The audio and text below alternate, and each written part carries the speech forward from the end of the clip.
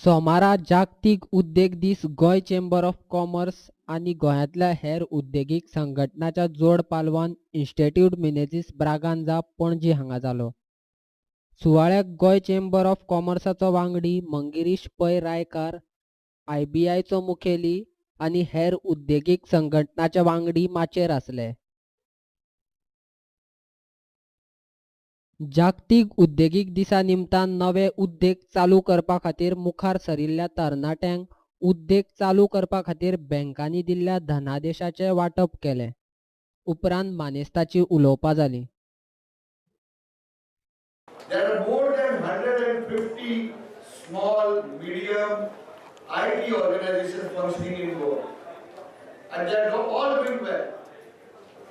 We need more such people to come forward. We need more such people to come with their innovative ideas. We need more such people to come so that the society is benefited. Most of the time people have done lot of things which are good for the society also, besides making them gainfully employed. Now, to continue with this mission, I am thankful to the General Manager of Reserve Bank of India, Mr. Kannan, who has come forward immediately and said this is something which we will drive.